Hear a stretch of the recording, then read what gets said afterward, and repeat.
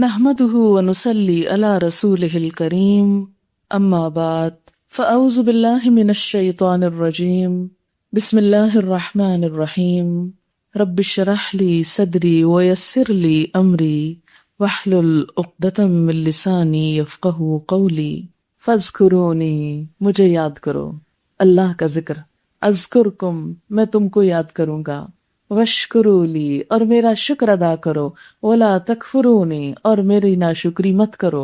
تو individual life میں ہمیں دو چیزیں اپنانے کی ضرورت ہے، ایک ذکر ہے، ایک شکر ہے۔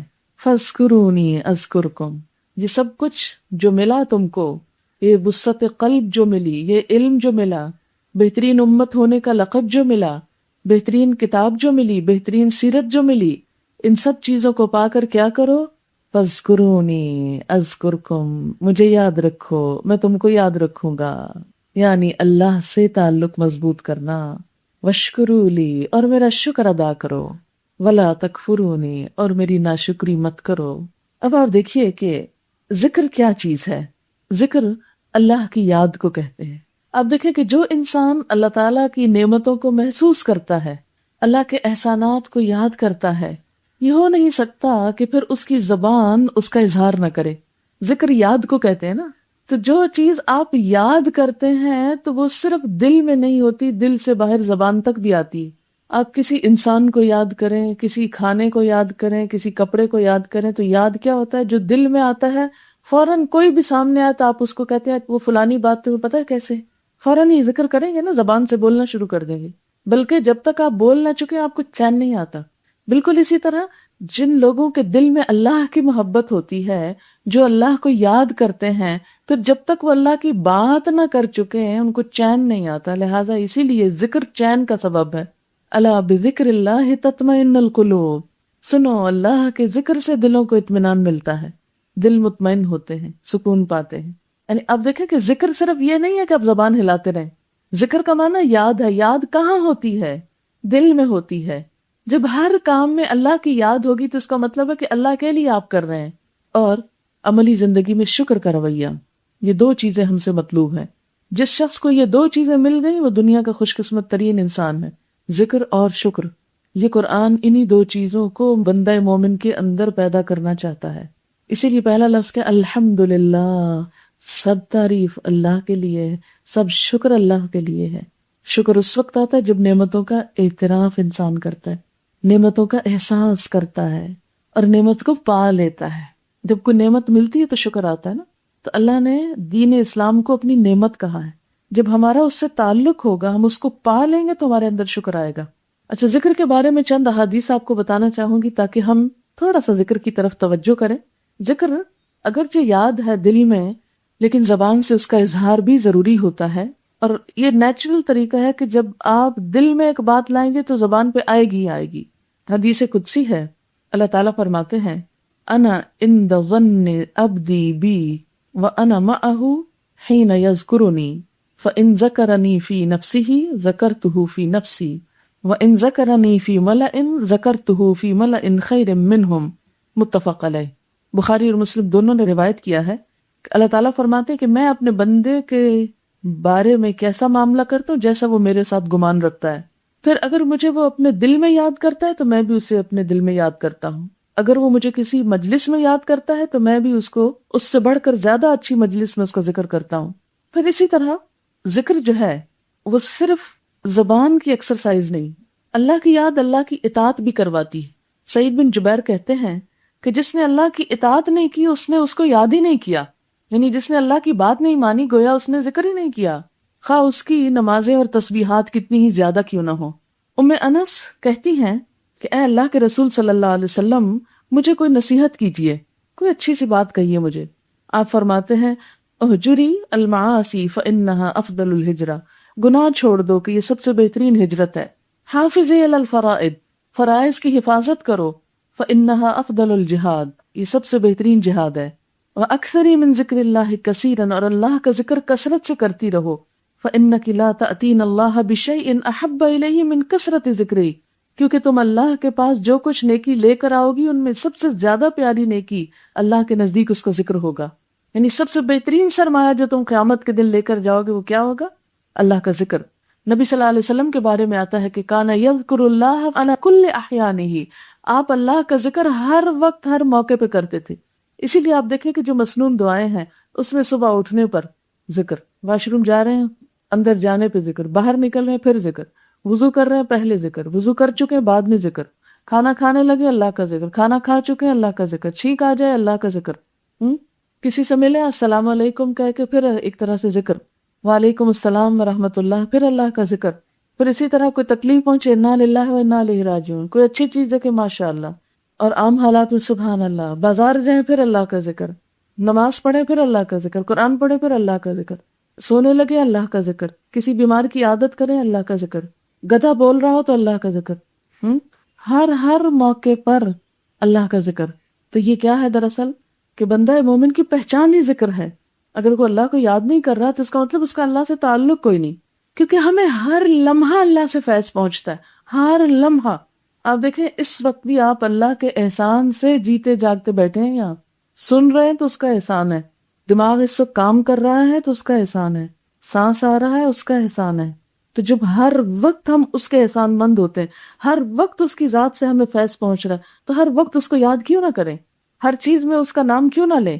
آپ دیکھیں کہ آپ کو جس انسان سے محبت ہوتی، کوئی بھی کام آپ کرنے لگے آپ کو وہ یاد آ جاتا ہے.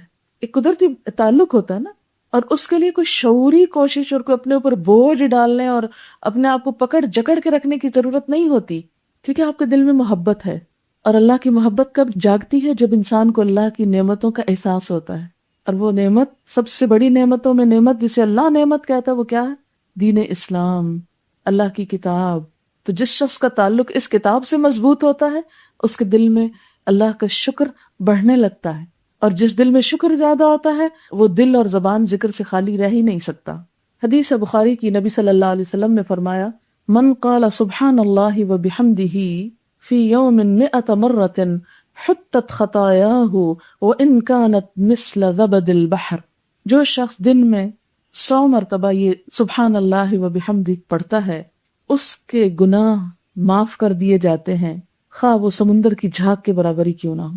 یعنی بہترین ذکر ہے، بہترین کلمہ جسے اللہ نے فرشتوں کے لیے بھی پسند کیا، سبحانک لا علم لنا.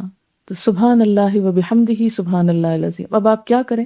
میں آپ سب سے یہ گزارش کروں گی کہ اگر آپ ایک 100 دانوں کی تسبیح رکھ لیں، اور جب آپ یہاں آ رہے ہوں اس وقت، یا اس وقت آپ سمجھے کہ بہت فریش مائنڈ ہے، آپ اپنا سبق یاد کریں، ٹھیک ہے کوئی بات نہیں.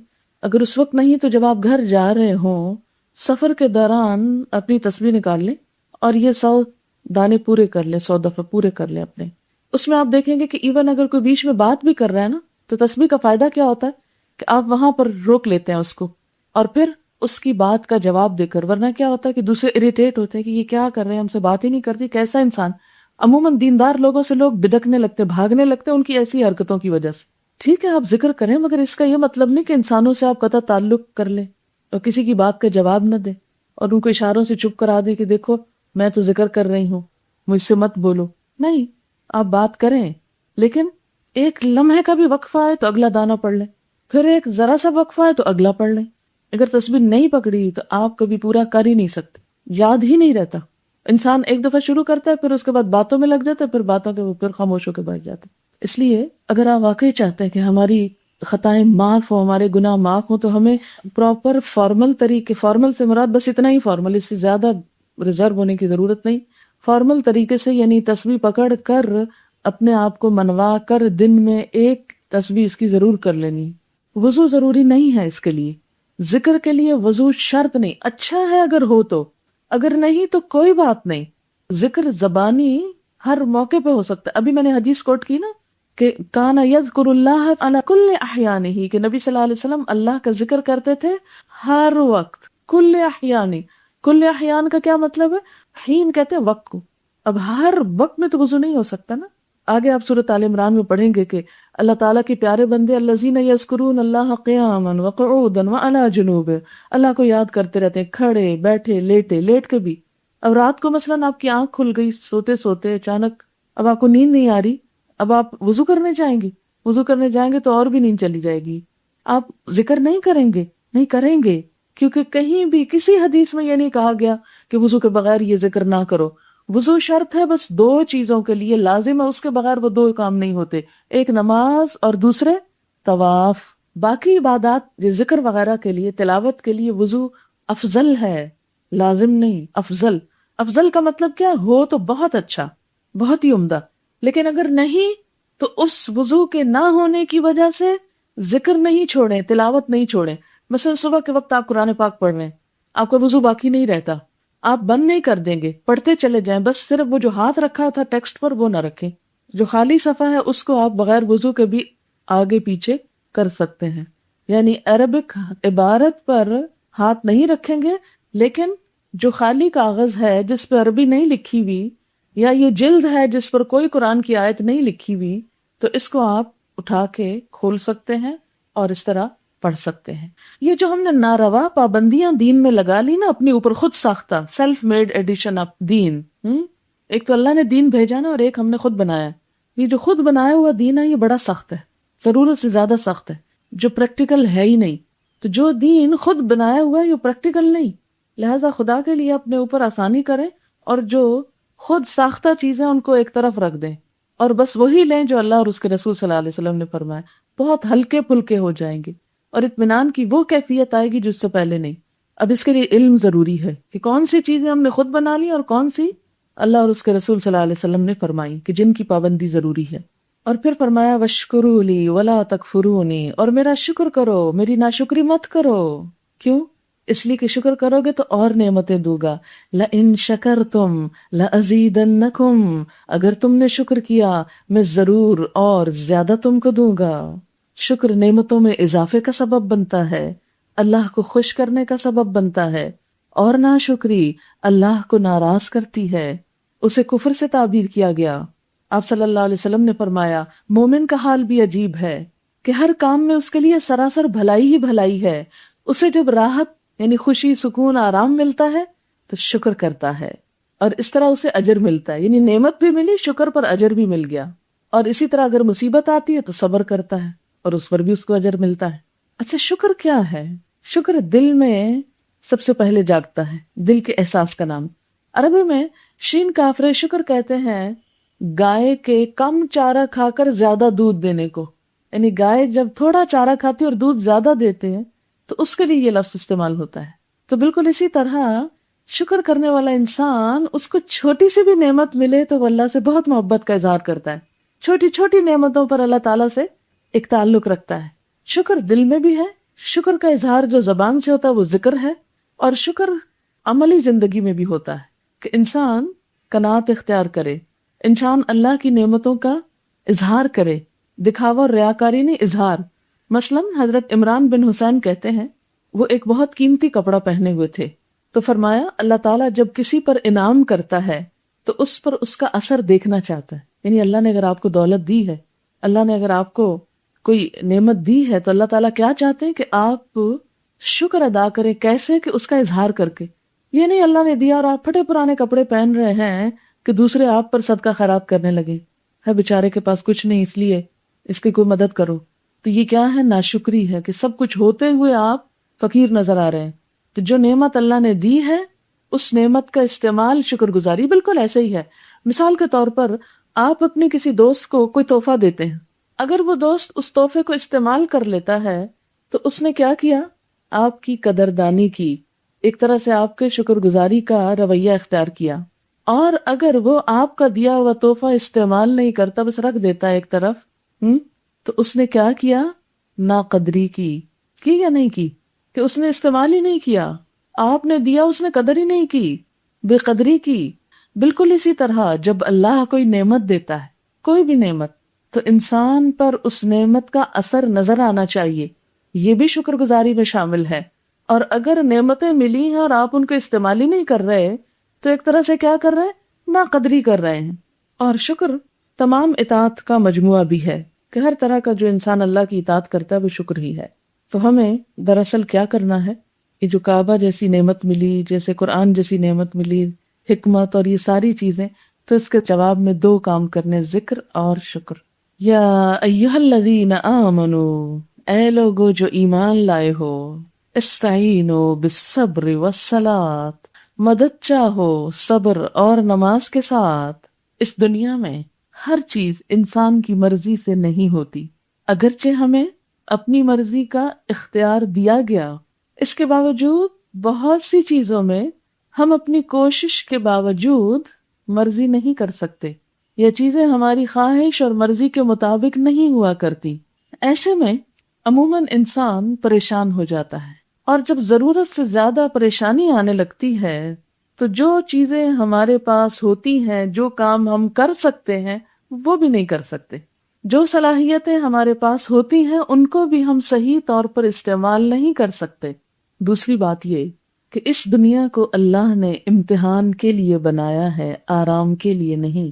یہاں مختلف چیزوں میں ایسے حالات پائے جاتے ہیں کہ انسان کے راستے میں رکاوٹیں آتی ہیں، کبھی اس کے اپنے نفس کے اندر سے، کبھی اس کی جسمانی کمزوری کی وجہ سے، کبھی اس کے مالی کمی کی وجہ سے، کبھی اس کی اولاد کی طرف سے، کبھی اس کے حالات کی طرف سے، معاشرے کی طرف سے، اور یہ ہر انسان کے ساتھ ہوتا ہے۔ ہر انسان کسی نہ کسی امتحان یا آزمائش میں مبتلا ہے۔ عموماً ہم کیا کرتے ہیں کہ اپنے امتحان کو سامنے رکھ لیتے ہیں، دوسرے کے انعام کو رکھ لیتے ہیں، اور پھر کہتے ہیں دیکھا وہ کتنا خوش قسمت ہے، اس کو تو یہ مسئلہ ہے ہی نہیں۔ مثلاً اگر آپ اپنے بچوں کی وجہ سے پریشان ہیں تو آپ اپنے آپ کو عموماً کس سے کمپیئر کرنے لگتے ہیں؟ جن کے بچے ہیں ہی نہیں یا جن کے بہت اچھے ہیں، لہٰذا آپ غمزدہ رہتے ہیں۔ مثلاً اگر آپ کے پاس مال نہیں تو آپ کس کو خوش قسمت سمجھ رہے ہیں؟ جس کے پاس مال ہے، لہٰذا آپ غمزدہ ہو رہے ہیں۔ حالانکہ آپ یہ نہیں دیکھتے کہ جس کے پاس مال ہے اسے اس مال کے ساتھ اور مسائل کتنے ہیں، اس کے کمانے میں، اس کے حفاظت میں، اس کے خرچ کرنے میں کس کس آزمائش سے وہ گزرتا ہے، کس کس تکلیف سے۔ جس کے پاس بچے نہیں وہ رش کر رہا ہے ان پر جس کے پاس ہیں، حالانکہ بچوں کے ہونے میں ایک ماں جتنی آزمائشوں اور تکلیفوں سے گزرتی ہے وہ کوئی کھیل نہیں، مذاق نہیں۔ تو ہر شخص جہاں اسے کچھ نعمتیں ملی ہیں وہاں اس کے لیے کچھ امتحان بھی ہیں، اور جہاں اس کے لیے مشکلات ہیں وہاں اس کے لیے آسانیاں بھی ہیں۔ ان مع العسر یسرا، تنگی کے ساتھ آسانی بھی ہے۔ پھر ہر انسان کی آزمائشوں کے ساتھ ساتھ کچھ خاص قسم کی آزمائشیں ان لوگوں کے راستے میں آتی ہیں جو اللہ کے راستے میں نکلتے ہیں، جو دین کی طرف آتے ہیں۔ کبھی شوہر کی طرف سے پریشانی، کبھی والدین کی طرف سے، کبھی اولاد راستے کی رکاوٹ، کبھی کوئی بیماری، کبھی لوگوں کی باتیں۔ یہ سب کچھ کیوں ہوتا ہے؟ اس لیے کہ یہ دنیا ہے، امتحان کا گھر ہے۔ امتحان کے لیے ٹیسٹ ہے ہمارا کہ آزمائش آنے کے بعد بھی اللہ سے جو محبت کا دعویٰ ہے وہ کتنا سچا ہے، تاکہ اللہ دیکھے کہ واقعی اپنے دعووں میں سچا کون ہے، کہ مشکل کے باوجود میرا دامن تھامتا ہے، مجھے راضی رکھتا ہے۔ نفس، بچوں اور شوہر کے تقاضے، دنیا کی مصلحتیں، شیطان کے وسوسے، سماجی حالات کا دباؤ یعنی سوشل پریشر جن کو آپ کہتے ہیں، یہ سب چیزیں ایک فتنے کی شکل میں انسان کو گھیرے ہوئے ہوتی۔ ایک آزمائش سے نکلتے ایک دوسری میں پڑ جاتا، اس سے نکلتے ایک اور میں، ایک سے نکلتے ایک میں۔ اللہ تعالیٰ دیکھنا یہ چاہتے ہیں کہ ان سارے حالات میں میری اطاعت پر کون قائم رہتا ہے۔ ان کا حل کیا بتایا گیا؟ کیا کرو؟ نمبر 1، صبر۔ یا ایھا الذین آمنوا استعینوا بالصبر، مدد مانگو صبر کے ساتھ۔ صبر کیا ہے؟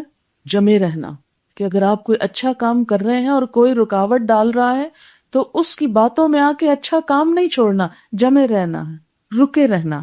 صبر کی اس لحاظ سے 2 بڑی قسمیں ہوتی ہیں کہ اپنے آپ کو اطاعت پر قائم رکھنا، قلعے سے باندھ کے رکھنا، نہیں میں نے تو یہی کرنا ہے جو اللہ کا حکم ہے، اور جس نے بدلنا ہے بدل جائے، میں نے نہیں بدلنا۔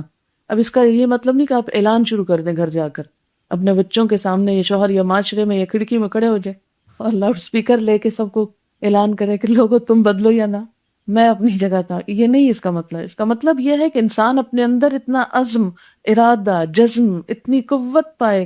اسلم قال اسلمت لرب العالمین، میں تو بک گیا، میں نے تو اپنا آپ اللہ کو دے ڈالا ہے، اس لیے میں تو اللہ ہی کا وفادار ہوں، کیونکہ وہ سب سے زیادہ میرا محسن ہے۔ جم جانا۔ نمبر 2، حرام چیزوں کو، غلط چیزوں کو چھوڑ کر جو تکلیف ہوتی ہے انسان کو، اس کو برداشت کرنا۔ مثلاً غیبت کرنا بڑا دلچسپ مشغلہ ہوتا ہے نا، کسی کی برائیاں ڈسکس کرنا، کسی کے بارے میں برے کمنٹس دینا، اور عموماً دماغ اتنا تیزی سے کام کرتا ہے اس وقت اور اتنی دلچسپی سے اور سارا جسم اور ہر چیز الرٹ ہو جاتی ہے، اور سوئے ہوئے بھی جاگ جاتے ہیں جب کسی کا ذکر بد آتا ہے، اور خصوصاً اس کا جس سے کوئی تھوڑی سی نفرت بھی ہو، کوئی حسد ہو، کوئی جیلسی ہو، پوری صلاحیتیں کام کرتی ہیں اس وقت۔ اب ایسے میں کہ جب نفس کا گھوڑا سرکش ہو رہا ہے، باہر آ رہا ہے، موقع بھی خوب ہے دل کی بڑاس نکالنے کا، پھر کھینچ کے رکھنا اپنے آپ کو کہ نہیں، حد میں رہو۔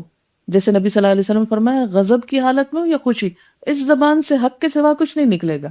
ہمیں بھی یہی حکم دیا گیا، کسی کے خلاف غصہ ہو یا محبت ہو، بات سچ ہو، حق بات کہی جائے، ٹھیک ہے؟ جواب اللہ کو دینا ہے نا، کسی انسان کو خوش کرنے کی تو ضرورت نہیں ہمیں۔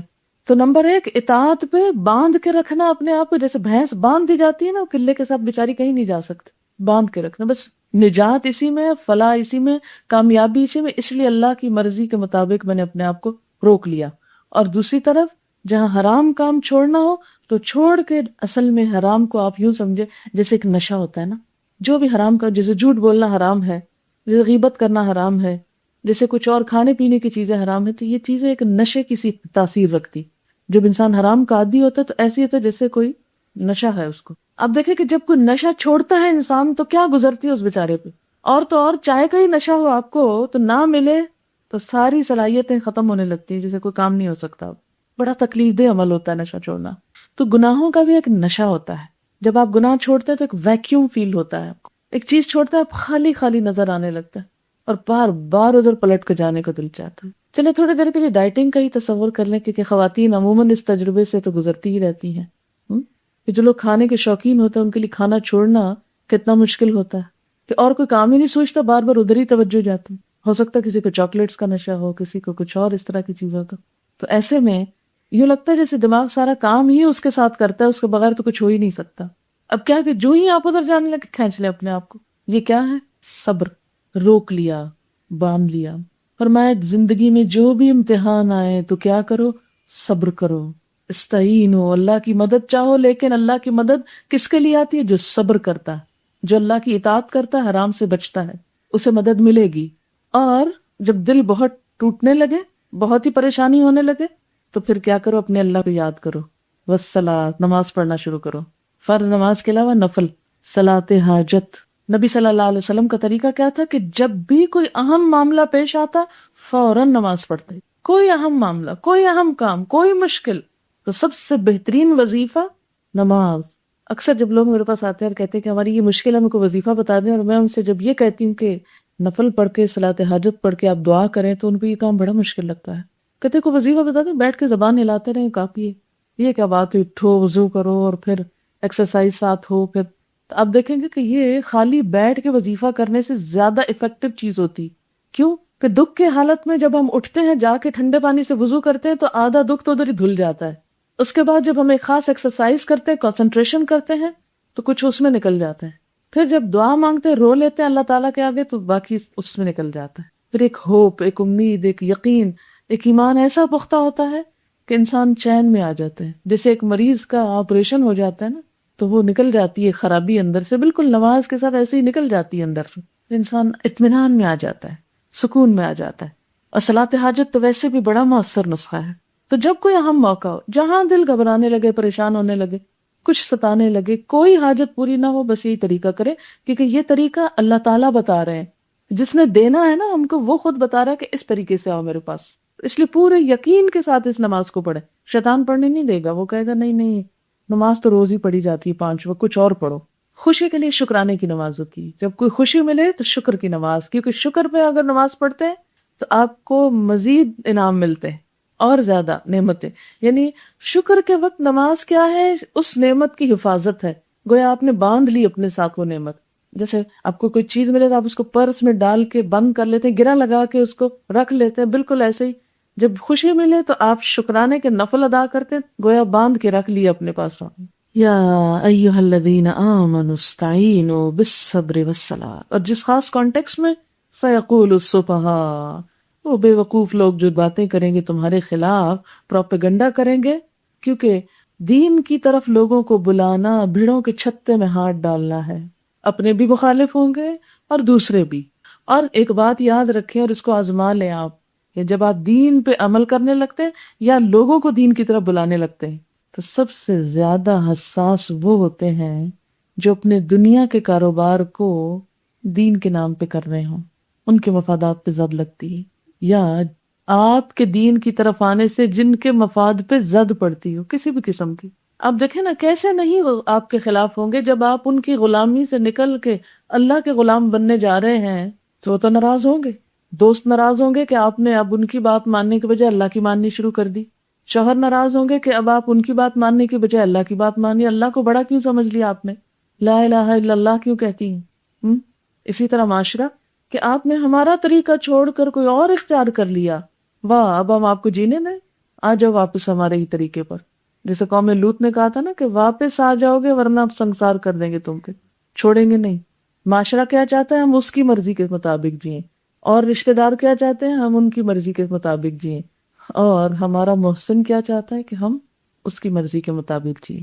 اب ان میں سے آپ کو چوائس کرنا ہے کہ آپ کو کس کی مرضی کے مطابق جینا ہے.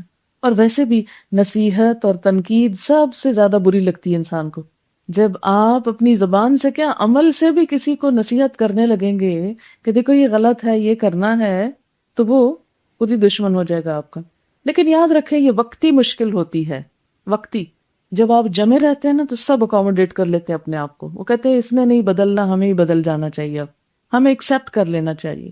2-4 دن مشکل ہوگی، اس کے بعد عادی ہو جائیں گے. یہ بالکل ایسے ہی کہ جیسے اگر آپ کی راہ میں ایک بڑا پتھر آ جائے اور آپ ہلا نہ سکے تو آپ کیا کہتے ہیں؟ اچھا اس کو تو میں نہیں ہلا سکتی، اب رستہ ہی بدل لو. رستہ بدل لیتے ہیں آپ. تو عربی میں صبر میں یہ مفہوم بھی آتا ہے کہ جیسے کشتی کے اندر بیلنس قائم کرنے کے لیے پتھر رکھنا. اور کیا فرمایا؟ ان اللہ مع الصابرین، اللہ صبر کرنے والوں کے ساتھ ہے. اللہ ان کے ساتھ ہے. جو صبر کر کے جم جاتا ہے اسے اللہ کی مدد ضرور حاصل ہوتی. اس لیے وقتی طور پر لوگوں کے پروپیگنڈے اور مخالفت سے گھبرانا نہیں، ڈرنا نہیں، پریشان نہیں ہونا، اپنی جگہ سے ہلنا نہیں، بس کرنا ہے جو اللہ نے چاہا وہی کرنا ہے. اپنے دل میں پکا ارادہ رکھیں، زبان کم سے کم استعمال کریں، زبان سے کچھ بھی نہ کہیں، بولے ہی نہ کچھ، چپ کر کے سنتے رہیں لوگوں کی باتیں، ہلکا سا مسکرا دیں اور بس. اس بات کی کبھی کوشش نہ کریں کہ میں ذرا جلدی سے فلانے کے اعتراض کا جواب دے دوں اور میں ذرا جلدی سے اس کو چپ کرا دوں اور میں ذرا اس کو مزہ چکھا دوں. نہیں، جب ہم سب کچھ اللہ کے لیے کر رہے ہیں زیر لب یہ کہہ لیا کریں فَسَيَكْفِيكَهُمُ اللَّهُ. جو مخالفت کر رہے ہیں کرتے جائیں، ان قریب جلد ہی کافی ہو جائے گا تجھ کو ان کی طرف سے اللہ. اللہ جواب دے گا، اللہ صفائی پیش کرے گا، اللہ ان کے دل میں ڈالے گا. اور آپ دیکھیں کیا ہوا، نبی صلی اللہ علیہ وسلم کی جان کے دشمن بالآخر آپ کے مطیع و فرما بردار ہوئے کہ نہیں ہوئے؟ نا، لیکن تھوڑا وقت لگا. ہم بھی اپنے مخالفوں کو تھوڑا وقت دیں. آپ دیکھیں کہ 2 چیزوں کا یہاں ذکر کیا گیا، صبر اور نماز. نماز کب تک پڑھی جاتی ہے؟ زندگی کے آخری لمحے تک. تو صبر بھی کب تک چاہیے؟ زندگی کے آخر تک، دنیا سے رخصت ہونے تک صبر. وَلَا تَقُولُوا، اور خاص طور پر صبر کب؟ جب کوئی بہت بڑا نقصان ہو جائے. ہوا یہ کہ جنگ بدر میں مسلمانوں کے 14 آدمی شہید ہو گئے. اب وہ انسان تھے نا، ان کے رشتہ دار. لوگوں نے کہا کیا دیا اسلام نے تمہیں، تمہارے تو بندے ہی چلے گئے، اور کیا فائدہ ہوا تمہیں مسلمان ہونے کا، اتنا بڑا نقصان ہو گیا تمہارا. کیونکہ موت سب سے بڑا نقصان ہے جس کی تلافی کوئی نہیں. ہر چیز کی تلافی ہو جاتی، موت کی تلافی نہیں ہوتی. اس لیے اللہ تعالیٰ نے ان شہداء کے بارے میں کیا فرمایا؟ وَلَا تَقُولُوا لِمَن يُقْتَلُ فِي سَبِيلِ اللَّهِ أَمْوَاتٌ، اور جو لوگ اللہ کی راہ میں مارے جائیں انہیں مردہ نہ کہو. شہداء کو مردہ نہ کہنا ان کی عزت اور احترام کے لیے ہے، لیکن ان کی زندگی برزخ کی زندگی ہے، دنیا کی زندگی نہیں ہے. اور وہ ایسی زندگی ہے جسے ہم نہیں سمجھ سکتے. اسی لیے فرمایا بل احیاء، بلکہ وہ زندہ ہیں. کون سی زندگی؟ برزخ کی زندگی زندہ ہیں. ولکن لا تشعرون، لیکن تم شعور نہیں رکھتے، تمہیں نہیں پتا چلتا ان کی زندگی کا. اب آپ دیکھیں کہ لوگ صرف اتنا لفظ لیتے ہیں بلکہ وہ زندہ ہیں، اور پھر ان کی زندگی کو ہماری زندگی پہ قیاس کر لیتے ہیں، اور پھر ان کے ساتھ ایسے ہی معاملہ کرنے لگتے ہیں جیسے بالکل زندہ انسان کے ساتھ کیا جاتا ہے. بعض اوقات ان سے دعائیں مانگنے لگتے ہیں، بعض اوقات ان کے ساتھ جا کے قبر کے پر باتیں کرنے لگتے ہیں کہ یہ زندہ ہی سن رہے ہیں اندر. آپ دیکھیں کہ کوئی شخص زندہ بھی ہو تو دیوار کے پیچھے نہیں سن سکتا. اس لیے ان کی زندگی پہ کیا فرمایا؟ زندہ ہیں لیکن برزخ کی زندگی ہے. اور کیسی زندگی ہے؟ تمہیں اس کا کوئی شعور نہیں، تمہیں نہیں پتا وہ کیسی زندگی، تم نہیں پہچانتے اس زندگی کے. وَلَٰكِن لَا تَشْعُرُونَ. اور پھر صرف زندگی ہی کا نقصان نہیں بلکہ زندگی میں اور بھی بڑے بڑے نقصان آئیں گے. اس لیے فرمایا وَلَنَبْلُوَنَّكُمْ بِشَيْءٍ مِّنَ الْخَوْفِ وَالْجُوعِ وَنَقْصٍ مِّنَ الْأَمْوَالِ وَالْأَنفُسِ وَالثَّمَرَاتِ، ہم ضرور آزمائیں گے تم کو۔ اللہ نے پہلے ہی بتا دیا، وارننگ دے دی کہ ضرور امتحان ہوگا تمہارا۔ کون کون سا پرچہ ہے؟ بِشَيْءٍ مِّنَ الْخَوْفِ، پہلا خوف کا، والجوع دوسرا بھوک کا، ونقص من الاموال تیسرا مال کا نقصان، والانفس چوتھا جان کا نقصان، پانچواں والثمرات پھلوں کا نقصان۔ ان سارے نقصانوں میں کرنا کیا ہے؟ صبر۔ تو جو صبر کرے اس کے لیے کیا ہے؟ وبشر الصابرین، بشارت دے دو صبر کرنے والوں کو، خوشخبری دے دو۔ اب دیکھیں کہ اللہ تعالیٰ نے اپنے دوست ابراہیم علیہ السلام کو ہر چیز سے آزمایا تھا، ان میں سے ایک ایک چیز سے آزمائے گئے تھے۔ ہم بھی اگر ان کے طریقے پر چلیں گے تو زندگی میں آزمائشیں آئیں گی۔ اچھا یاد رکھیں کہ بعض اوقات دین کے راستے میں آزمائشیں آتی ہیں، لیکن ہمیشہ یاد رکھیں کہ کبھی یہ نہیں ہو سکتا کہ آپ دین سے دور ہوں اور آزمائش نہ آئے آپ کو، اس میں بھی آزمائشیں ہیں، اللہ کی نافرمانی میں بھی آزمائشیں، اس لیے کہ دنیا ہے امتحان کا گھر۔ تو خوش قسمتی نہیں کہ آزمائش اللہ کے راستے میں پھر ہو، نہ کہ گناہ میں۔ وَلَنَبْلُوَنَّكُمْ، اور البتہ ہم ضرور آزمائیں گے تم کو، بِشَيْءٍ مِّنَ الْخَوْفِ، ساتھ ایک چیز کے خوف میں سے، خوف۔ اب دیکھیں کہ اگر ہم نبی صلی اللہ علیہ وسلم اور صحابہ کرام کی تاریخ پڑھیں تو یہ سب چیزیں ان پر بھی آئیں۔ مثلاً خوف، جنگ عذاب سے پہلے مدینہ میں طرح طرح کا خوف پایا جاتا تھا، اور خوف کا یہ عالم تھا کہ ایک دفعہ آپ صلی اللہ علیہ وسلم نے حضرت سعد سے کہا کہ ہے کوئی جو میرا پہرا دے تاکہ میں رات کو سو سکوں، کیونکہ آپ کی جان کو بھی خطرہ اور خوف تھا۔ تو وہ عرض کرتے ہیں کہ انہوں نے پہرا دیا اور آپ صلی اللہ علیہ وسلم سوئے۔ پھر آپ نے وہ بچوں کی کتاب میں مشہور قصہ پڑھا ہوگا کہ ایک دفعہ مدینے سے باہر لوگوں نے کہا دشمن آ رہا ہے، تو سب ڈرے ہوئے تھے، تو آپ صلی اللہ علیہ وسلم گھوڑے کی پیٹھ پر بیٹھ کر دور تک گیا اور جا کے جائزہ لیا اور لوگوں کو آ کر کہا کہ کوئی دشمن نہیں آ رہا۔ تو وقتاً فوقتاً خوف کی خبریں مسلمان معاشرہ سنتا رہتا تھا کہ ادھر سے دشمن حملہ کر رہا ہے، ادھر سے کر رہا ہے، ادھر سے کر رہا ہے۔ سیم ہمارے ساتھ ہے، روز اخبار پڑھتے ہیں تو کوئی نہ کوئی جنگ کی خبر کسی نہ کسی اینگل سے دی ہوئی ہوتی ہے کہ پاک انڈیا ٹینشنز کی یا کوئی اور اگر اجتماعی خوف نہ بھی ہو تو انڈیویجولی ہمارے گھر کون سے بہت امن میں ہے، ہر گھر کے اوپر رائفل لیے گارڈ کیوں کھڑا ہے؟ خوف ہے نا۔ پھر والجوع، اور بھوک۔ عائشہ رضی اللہ تعالیٰ عنہا عرض کرتی ہیں کہ بعض اوقات ایک چاند کے بعد دوسرا چاند نظر آ جاتا اور ہمارے گھر میں چولہا نہیں جلتا تھا۔ تو ان کے بھانجے نے پوچھا کہ خالہ پھر آپ کس چیز پہ گزارا کرتے تھے؟ اگر چولہا نہیں جلتا تھا تو کیسے زندہ رہتے تھے؟ فرمایا دو کالی چیزوں پر، الاسودان، اور یہ محاورہ بولا انہوں نے، کھجور اور پانی کے لیے لفظ اسودان استعمال ہوتا تھا۔ اسی طرح جنگ خندق میں آپ کو معلوم ہے نبی صلی اللہ علیہ وسلم نے اپنے پیٹ پر کیا باندھا ہوا تھا؟ دو پتھر باندھے ہوئے تھے، کس لیے؟ بھوک کی وجہ سے۔ کچھ اور جنگوں میں بھی اسی طرح آپ دیکھتے ہیں کہ کس طرح ایک کھجور کھانے کے بعد اس کی گٹلی اس وقت تک چوسی جاتی تھی جب تک وہ ختم نہیں ہو جاتی تھی تاکہ بھوک کا احساس نہ ہو۔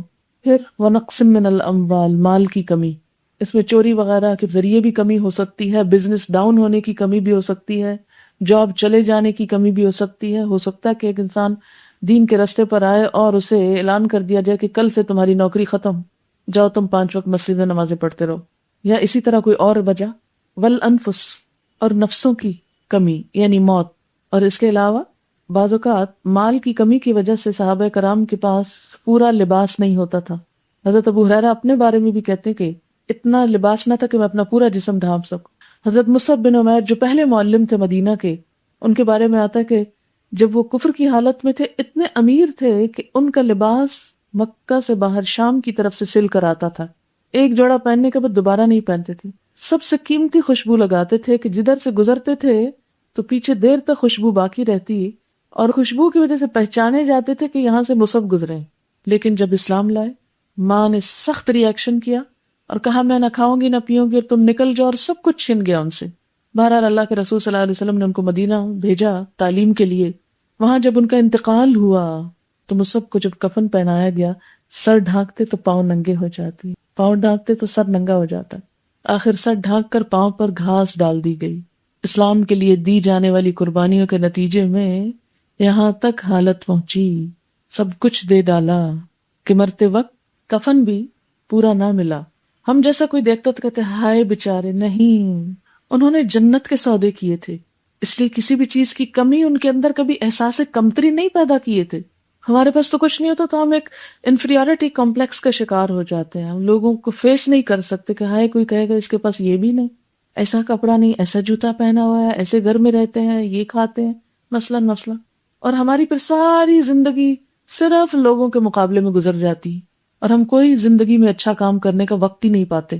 بس ثمرات، پھلوں کی کمی، کھیتوں کا نقصان. اور آپ دیکھیں کہ یہ سب کچھ صحابہ کرام پر کیوں گزرا؟ اس لیے کہ انہوں نے دین کے لیے اپنے وقت لگائے تھے، کہ بزنس کے لیے، تجارت کے لیے، کھیتی باڑی کے لیے وقت نہیں بچتا تھا. تو کمی ہو گئی کیونکہ اسلام ایک ایسی سٹیج پر تھا کہ جس میں سب کچھ لگا دینا تھا، کیونکہ اس ٹوٹل 23 سال کا عرصہ جو ملا تھا پوری دنیا کے سامنے ایک انقلاب لا کے دکھانا تھا. ہمارے سامنے تو لمبی عمر ہے نا، کوئی فکر ہی نہیں، کبھی ہو جائے گا ہو جائے گا، اتنی جلدی کا کی ہے، آرام آرام سے چلو، ٹھنڈے ٹھنڈے سب کچھ. مشکلات آئیں گی، یہ اتنا سستا سودا نہیں. اللہ کی محبت مذاق نہیں کہ ہم کہ اللہ ہمیں آپ سے بہت محبت ہے اور اس کے بعد ہمیں آزمایا نہ جائے، قربانی نہ ہو. جب میں پی ایچ ڈی کرنے کے لیے جا رہی تھی تو اپنے بچوں کو بھی اس وقت چھوڑا تھا، اور بھی بہت سی چیزیں تھی. تو علم کے راستے میں جان، مال، وقت، اولاد، ہر چیز کی قربانی دینی پڑی. اور وہ قربانی دے کر ہی یہ حوصلہ آیا کہ اب باقی قربانیاں بہت چھوٹی لگتی ہیں. یاد رکھیں کہ اللہ تعالیٰ جب کسی بندے سے کوئی کام لینا چاہتا ہے تو اسے ضرور آزمائش میں ڈالتا ہے. کیوں؟ اس لیے کہ سونا خالص ہوتا نہیں، نکھرتا نہیں، چمکتا نہیں جب تک وہ ایک تکلیف سے نہ گزرے. بالکل وہی جو آپ کو میں کہتی رہتی ہوں کہ جب تک آپ بیلنے میں پڑیں گے نہیں، رس نکلے گا نہیں. اب اگر آپ بھی یہ دعویٰ کرتے ہیں کہ آپ دین کے لیے نکلے ہیں، اللہ کے راستے میں نکلے، یہ پھولوں کی سیج نہیں ہے. کچھ نہ کچھ تو تکلیف ہوگی نا، روٹین ڈسٹرب ہوگی، نیند کم ہوگی، بھوک بھی لگے گی، واش روم کی مشکل ہوگی، سفر کی اذیت ہوگی، سبق یاد کرنے کی مصیبت ہوگی، اور بہت سی لوگوں کی باتیں الگ، گھر والوں کی باہر کی.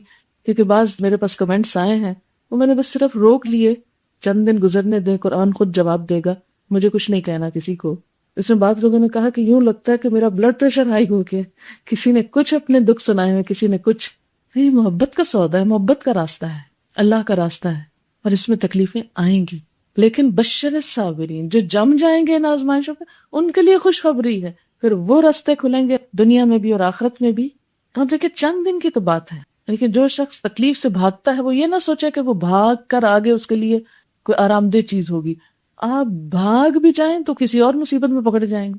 دنیا تو ہے ہی ایسی جگہ کہ اگر آپ کہیں نہیں یہ اتنی مجھ سے پابندی برداشت نہیں ہوتی، میں کچھ اور کرتی ہوں، تو ہو سکتا ہے کسی اور چیز میں ایسا پھنس جائیں کہ اس سے بھی بڑی مشکل آ جائے، اللہ نہ کرے. لیکن زندگی ایسے ہی ہے، آپ ادھر سے نکلتے ہیں ادھر پھنس جاتے ہیں، ادھر سے نکلتے ہیں ادھر پھنس جاتے ہیں. تو کیا ہی خوش قسمتی ہے کہ اللہ کے راستے میں پھنسے ہوئے ہیں، کہ ایک ایک لمحہ اجر اور ثواب ہے، ایک ایک حرف کا پڑھنا ہے. کہتے ہیں کہ اللہ کے راستے میں اگر ایک کانٹا بھی چبھتا ہے نا، کانٹا صرف، اس کا بھی اجر لکھ لیا جاتا ہے. یہ بندہ میرے راستے میں نکلا، اس کو یہ کانٹا چبھ گیا، اس کے لیے ثواب لکھ لو. بشر الصابرین. اب آپ دیکھیں 2 دفعہ ہے ان اللہ مع الصابرین، اللہ ساتھ ہے، اللہ چھوڑے گا نہیں. جیسے حضور صلی اللہ علیہ وسلم نے جب اسلام کی تعلیم دینی شروع کی تو اپنے رشتہ دار پر آئے ہو گئے، وہ دشمن بن گئے. ابو لہب کا جو ذکر آتا ہے تو اس پر نبی صلی اللہ علیہ وسلم ہر طرح کے ایک کرائسس سے گزر رہے تھے. تو اللہ تعالیٰ نے کیا اتارا؟ وَالضُّحَىٰ وَاللَّيْلِ إِذَا سَجَىٰ مَا وَدَّعَكَ رَبُّكَ وَمَا قَلَىٰ وَلَلْآخِرَةُ خَيْرٌ لَكَ مِنَ الْأُولَىٰ وَلَسَوْفَ يُعْطِيكَ رَبُّكَ فَتَرْضَىٰ أَلَمْ يَجِدْكَ يَتِيمًا فَآوَىٰ وَوَجَدَكَ ضَالًّا فَهَدَىٰ وَوَجَدَكَ عَائِلًا فَأَغْنَىٰ فَأَمَّا الْيَتِيمَ فَلَا تَقْهَرْ وَأَمَّا السَّائِلَ فَلَا تَنْهَرْ وَأَمَّا بِنِعْمَةِ رَبِّكَ فَحَدِّثْ. وَالضُّحَىٰ، قسم ہے چمکتی صبح کی، سورج کی روشنی کی، چاشت کے وقت کی، واللیل اور رات کی، اذا سجا جب چھا جائے مشکلات کا غم اندھیرا. ما ودعک ربک، تیرے رب نے تجھے چھوڑا نہیں، وما قلا، ناراض بھی نہیں ہوا. بس بات یہ ہے کہ اس راستے میں ٹیسٹ ضروری ہے، آزمائش ضروری ہے. اسے دیکھنا ہے کہ کون سچا ہے اور جمع رہتا ہے. اور یہ دکھ اٹھاؤ تو چند دن بعد کیا ہوگا؟ وَلَلْآخِرَةُ خَيْرٌ لَكَ مِنَ الْأُولَىٰ، بعد کا دور پہلے دور سے بہت اچھا ہوگا. اب آپ دیکھیں کہ پہلا دور مثلا آپ اپنے اوپر اگر اس چیز کو لیں، جہالت کا دور ہے، لا علمی، قرآن سے، سنت سے، دین سے، لیکن دنیا کی عیش و عشرت ہے تھوڑی بہت. نہیں، جب دین کا علم آئے گا، روشنی آئے گی، تو پھر اس دنیا کو بھی انجوائے کرنے کا نقطہ نظر بدل جائے گا، خوشی اور غم میں جو ٹھہراؤ آ جائے گا. وَلَلْآخِرَةُ خَيْرٌ لَكَ، وہ آخری دور، بعد والا دور پہلے دور سے کہیں اچھا ہوگا. آخرت سے مراد دنیا کا بھی آخری حصہ اور قیامت میں بھی آخری، اس طرف بھی اشارہ ہے۔ وَلَسَوْفَ يُعْطِيكَ رَبُّكَ، اور ان قریب تیرا رب تجھے ضرور دے گا، فَتَرْضَىٰ، تو تم راضی ہو جاؤ گے، اتنا دے گا کہ تم خوش ہو جاؤ گے۔ اور دیکھو تمہیں اب تک دیا بھی تو ہے نا، لم یجد کا یتیمن فآویٰ، تمہیں یتیم نہیں پایا تھا تو اسی نے ٹھکانہ دیا۔ کس طرح نبی صلی اللہ علیہ وسلم یتیم پیدا ہوئے، ایک کے بعد ایک بندوبست کرتا چلا گیا اللہ تعالیٰ ان کی تربیت کے لیے، ان کی حفاظت کے لیے، ان کی پروٹیکشن کے لیے۔ وَوَجَدَكَ ضَالًّا، اور راہ گم پایا، کیونکہ آپ صلی اللہ علیہ وسلم کے پاس سب کچھ ہوتے ہوئے ایک تڑپ تھی کہ مجھے کیا کرنا چاہیے، جسے خلا ہوتا نا، سب کچھ ہوتے ہوئے بھی انسان بے چین ہو کہ نہیں ابھی کچھ کمی ہے، وہی کیفیت آپ کی تھی، اور اسی لیے غار حرا جاتے تھے، اسی لیے وہ ریاضتیں کرتے تھے، تو اللہ نے نبوت دے دی اس کیفیت میں تمہیں۔ وَوَجَدَكَ ضَالًّا فَهَدَىٰ وَوَجَدَكَ عَائِلًا، اور تمہیں مفلس پایا، فَأَغْنَىٰ، پھر غنی کر دیا۔ کس طرح آپ کی تجارت چمک اٹھی۔ تو یہ سب کیوں ہے ٹیسٹ؟ تاکہ تم معاشرے کے گرے پڑے لوگوں کے ساتھ حسن سلوک کرو۔ فَأَمَّا الْيَتِيمَ فَلَا تَقْهَرْ، جس کے اپنے دل کو چوٹ نہ لگی ہو وہ کسی چوٹ والے کا دکھ سمجھ ہی نہیں سکتا۔ تم یتیم کو جھڑکو مت، اس پہ غضب نہ کرو۔ اور وَأَمَّا السَّائِلَ فَلَا تَنْهَرْ، اور سوالی کو جھڑکو مت، کہ کوئی دین کی بات پوچھنے آئے تو جھڑک کے مت چپ کرا دو۔ وَأَمَّا بِنِعْمَةِ رَبِّكَ فَحَدِّثْ، اپنے رب کی نعمتوں کا اظہار کرو، اس کا ذکر کرو۔ تو بات یہ ہے کہ جو شخص بھی جنت کا سوداگر ہے، اللہ کی محبت چاہتا ہے، اسے ٹیسٹ سے گزرنا ہوگا۔ جو جم جائے گا، اور جمتی کیا چیز ہے جو واقعی کام کی ہوتی، اور جھاگ اور کوڑا کرکٹ اور خس و خاشات تنکے وہ اڑ جاتے، ہلکی چیزیں اڑتی ہیں نا، چلی جاتی ہیں، بہہ جاتی ہیں۔ جو مضبوط سالڈ چیز ہوتی ہے وہ جم جاتی ہے، رک جاتی۔ انسانوں میں سے بھی ایسے جو خس و خاشاک ہوتے ہیں نا، ہلکے قسم کے لوگ، تھوڑ دلے، وہ اڑ جاتے ہیں، بہہ جاتے ہیں، چلے جاتے ہیں۔ اور جو واقعی محبت کے دعوے میں سچے ہوتے ہیں وہ دکھوں تکلیفوں کے باوجود جم جاتے ہیں۔ وَبَشِّرِ الصَّابِرِينَ، خوشخبری دے دو صبر کرنے والوں کو۔ بشر الصابرین پہ ایک واقعہ تھوڑا سنانا چاہتی ہوں۔ امام زین العابدین نے فرمایا جب اللہ تعالیٰ سب کو میدان حشر میں جمع کرے گا تو ایک آواز دینے والا آواز دے گا کہ صبر کرنے والے کدھر ہیں؟ قیامت کے دن آواز ہے کہ صبر کرنے والے کہاں ہیں؟ حساب سے پہلے ہی جنت میں جائیں گے کیونکہ ان کا حساب نہیں ہوگا۔ یہ سنتے ہی ایک گروہ اٹھ کھڑا ہوگا، فرشتے ان سے پوچھیں گے کدھر چلے؟ یہ کہیں گے جنت کی طرف۔ یہ کہیں گے ابھی حساب تو ہوا نہیں۔ وہ کہیں گے جی ہاں ہم صابرین میں سے ہیں۔ فرشتے کہیں گے تمہارا صبر کیا تھا؟ وہ جواب دیں گے ہم مرتے دم تک اللہ کی اطاعت پر اور اس کی نافرمانی سے رکنے پر صبر کرتے رہے۔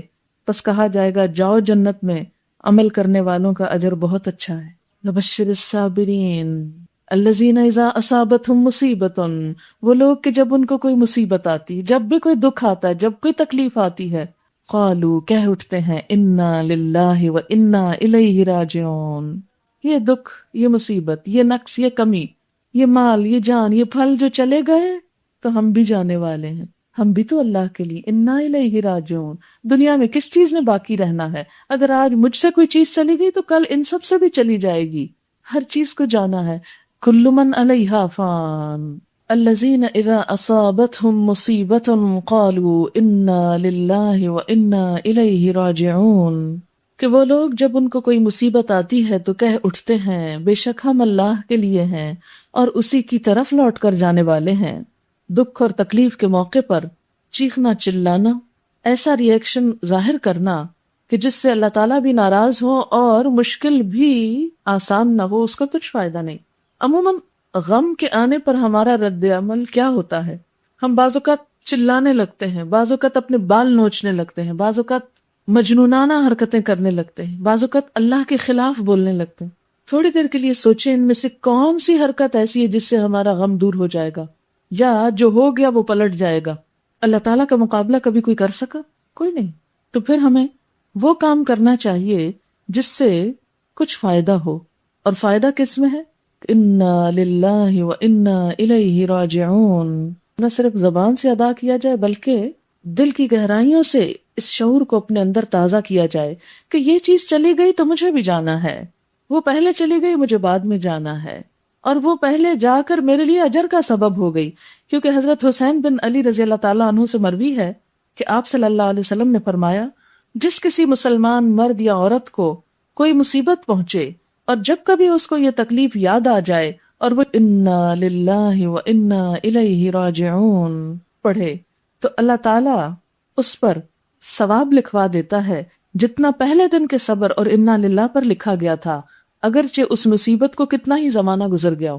کوئی 10 سال پرانا دکھ یاد آ گیا، آتے ہی آپ نے کیا کہا، انا للہ و انا الیہ راجعون، تو پہلی دفعہ جب صبر کر کے یہ پڑھا تھا اور جتنا ثواب ملا تھا وہ سارا دوبارہ آپ کے نامہ اعمال میں لکھا گیا، چاہے کتنا ہی عرصہ گزر چکا ہو۔ اسی طرح حضرت ابو سلمہ، حضرت ام سلمہ کے شوہر ایک دفعہ گھر آتے ہیں اور بتاتے ہیں کہ میں نے اللہ کے رسول صلی اللہ علیہ وسلم سے ایک بہت خوبصورت دعا سیکھی ہے، تم بھی سیکھ لو۔ حضرت ام سلمہ یاد کر لیتی ہیں، دعا کیا ہے؟ اللہم اجرنی فی مصیبتی واخلف لی خیرا منہا، اے اللہ مجھے میری مصیبت کا اجر دے اور اس سے بہتر چیز عطا کر۔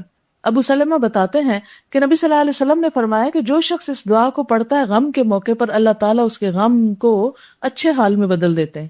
اس اللہ کی بندی نے دعا یاد کر لی، ہوا کیا، ابو سلمہ کا انتقال ہو گیا۔ اس موقع پر انہوں نے یہی دعا پڑھی اور سوچ رہی تھی پڑھتے وقت کہ ابو سلمہ سے اچھا انسان کون ہو سکتا ہے۔ پھر کیا ہوا کہ کچھ عرصے کے بعد نبی صلی اللہ علیہ وسلم نے ان کو پروپوز کیا تو انہیں اپنی وہ دعا یاد آئی، اچھا اللہ کے رسول صلی اللہ علیہ وسلم کا وعدہ سچا ہی ہے، یہ بات جھوٹی نہیں ہو سکتی۔ لیکن عموماً ہم غم اور دکھ کے موقع پر وہ پڑھنے کی بجائے جو پڑھنا چاہیے وہ بولنے لگتے ہیں جو نہیں بولنا چاہیے، اور حاصل کچھ بھی نہیں ہوتا۔ اللہم اجرنی فی مصیبتی واخلف لی خیرا منہا، اللہ یہ چیز تو چلی گئی، تو مجھے اس سے بہتر دے دے، اور اللہ دیتا ہے، اس کے خزانوں میں کس چیز کی کمی ہے۔ اور یہاں دیکھیں قرآن کے الفاظ میں وعدہ ہے اللہ کا، اولئک علیہم صلوات من ربہم، ان لوگوں پر رب کی عنایتیں نوازشیں ہوں گی، ورحمت، اللہ کی رحمت آئے گی جو دکھ کے موقع پر ایسا رویہ اختیار کریں، وَأُولَئِكَ هُمُ الْمُهْتَدُونَ، اور یہی لوگ ہدایت یافتہ ہیں جو ایسے، یعنی عام حالات میں اچھا بن کے رہنا تو کوئی اچھائی نہ ہو، وہ تو ٹھیک ہے جب ہر چیز آپ کی مرضی کی ہے تو آپ بھی پھر اچھے بنے ہوئے ہیں۔ بات یہ ہے کہ جب ہر چیز آپ کی مرضی کے خلاف ہونے لگے پھر آپ اچھے بن کے دکھائیں، یہ ہے اصل اچھائی۔ اسی لیے اللہ تعالیٰ دکھ تکلیف کے موقع پر پازیٹیولی ری ایکشن کرنے والوں کو مہتدون کہتے ہیں کہ یہ ہدایت پا چکے ہیں، یہ ثابت ہو گیا کہ یہ ہدایت پر ہیں۔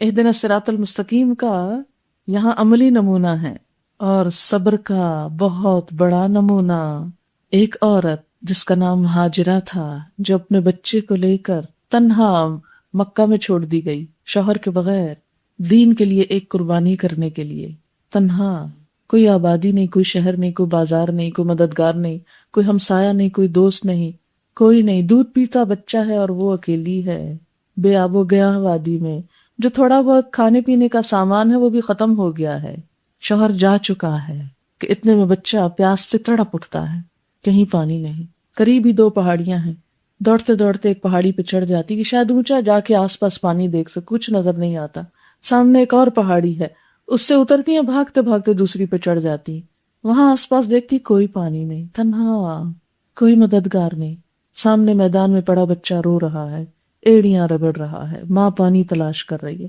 پھر واپس آتی ہے اس پہاڑی پر، ادھر سے کچھ نہیں ملتا، دیوانہ وار دوسری طرف جاتی، زبان سے کوئی شکوہ نہیں، کوئی رونا دھونا نہیں، کوشش جاری ہے بس کہ مشکل آسان ہو جائے۔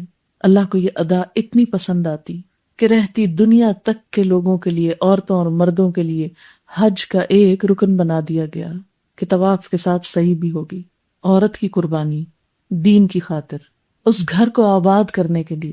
ٹھیک ہے بنایا تھا ابراہیم علیہ السلام نے، آباد کس کی وجہ سے ہوا؟ حضرت ہاجرہ کی وجہ سے ہوا، ایک عورت کی وجہ سے۔ ہم سمجھتے عورت کیا کر سکتی، اور عورت کو یہ قربانی کرنے کی کیا ضرورت ہے کہ وہ گھر چھوڑے اور گھر سے نکلے اور کہیں دوسرے شہر جائے۔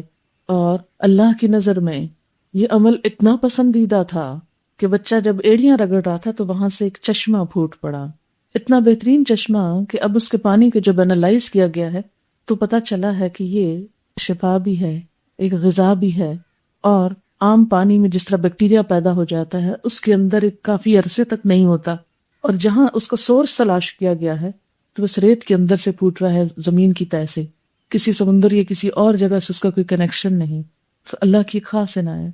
تو جب کوئی انسان اللہ کے لیے ایسی قربانی دیتا ہے کہ سب کچھ چھٹ جائے، ہر چیز، نہ کھانا نہ پینا نہ انسان، کوئی زندگی کی ضرورت پاس نہیں، تنہا ہے بیابان اور ریگستان میں، اللہ ایسی قدردانی کرتا ہے کہ پاؤں کے نیچے سے چشمہ پھوڑ نکالتا ہے جو رہتی دنیا تک باقی. آپ دیکھیں کہ مکہ کے سب چشمے جب سوکھ گئے تو زمزم کبھی نہیں سوکھا اس طرح.